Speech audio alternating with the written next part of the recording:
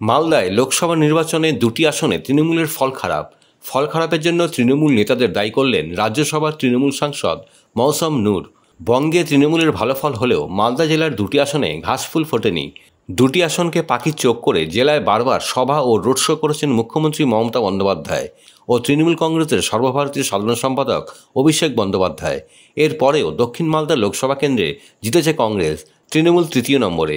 অন্যদিকে উত্তর মালদা লোকসভা কেন্দ্রে জয়ী হয় বিজেপি প্রার্থী। এই আসনে দ্বিতীয় স্থানে রয়েছে তৃণমূল। ভোট গণনার শেষে কেন দলের এই অবস্থা তা নিয়ে পর্যালোচনা করে তৃণমূল নেতৃত্ব।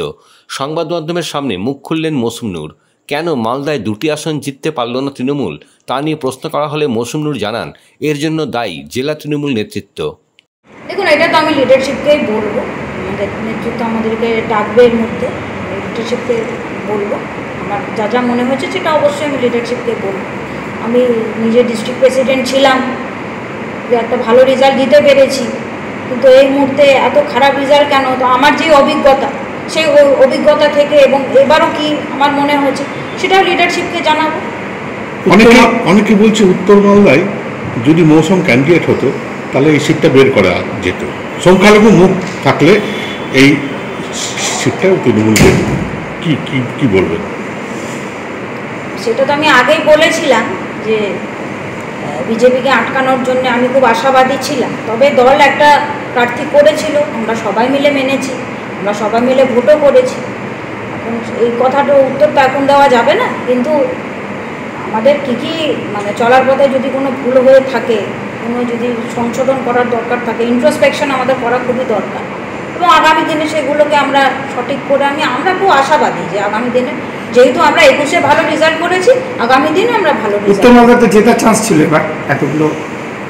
উত্তর মালদা তো একটা ফেভারেবল সিট, উত্তর মালদা দক্ষিণ মালদা দুটোই আমরা আশা করেছিলাম, যেহেতু 21-এ রেজাল্ট ভালো হয়েছিল, পঞ্চায়েতেও আমরা ভালো রেজাল্ট করেছি, অনেকগুলো আমাদের জেলা পরিষদের মেম্বার, মেজরিটি জেলা পরিষদের মেম্বার আমাদের, পঞ্চায়েত সমিতি আমাদের, গ্রাম পঞ্চায়েতগুলো আমাদের, তো আমরা তো খুব আশা করেছিলাম যে দুটো সিটই আমরা জিতব। তাও এত রেজাল্ট খারাপ হয়েছে, এটা নিয়ে আমাদেরকে ভাবতে হবে অবশ্যই। সিলেকশনে কোনো গোলমাল ছিল ক্যান্ডিডেট সিলেকশন? এটা তো আমি বলতে পারবো না, এটা লিডারশিপ। তবে মানে কর্মীদের কি বক্তব্য আছে সেগুলো আমাদেরকে নিশ্চয়ই ভাবতে হবে। কর্মীরা কি বলছে, কর্মীদের কাছে কি ফ্লেভারটা পেয়েছেন? দেখুন, ক্যান্ডিডেট নিয়ে কর্মীরা তো বলেছে যে যেহেতু বাইরে থেকে ক্যান্ডিডেট দেওয়া হয়েছিল সেটা নিয়ে অনেকের ক্ষোভ ছিল, প্রথমের দিকে ক্ষোভ প্রকাশ করেছিল, কিন্তু তারপরে তো সবাই নেমে গেছে। এখন ভোটাররা হয়তো অ্যাকসেপ্ট করতে পারেনি মনে হচ্ছে, সেটা তো আমাদেরকে আলোচনা করে দেখতে হবে। এরকম রেজাল্ট হবে ভাবতে পেরেছিলেন? না, এরকম রেজাল্ট আমরা ভাবতে পারি। আমরা তো ভেবেছিলাম যে দুটো সিটই আমরা জিতব। জেলা নেতৃত্বের ব্যর্থতা আছে কোনো? আমাদের তো নিশ্চয়ই ব্যর্থতা আছে, জেলা নেতৃত্বের ব্যর্থতা তো নিশ্চয়ই আছে, না হলে রেজাল্ট এত খারাপ হবে। আমাদের নেত্রী মমতা বন্দ্যোপাধ্যায় যথেষ্ট কাজ করেছেন, আমাদের দলের নেতা অভিষেক বন্দ্যোপাধ্যায় যথেষ্ট কাজ করেছেন, তারপরেও এতগুলো মিটিং করা হয়েছে, আমাদের সবাইকে বুস্ট আপ করার জন্য এতবার করে মিটিং করেছে। আমাদের নিশ্চয়ই ব্যর্থতা আছে, জেলা নেতৃত্বের ব্যর্থতা তো নিশ্চয়ই আছে।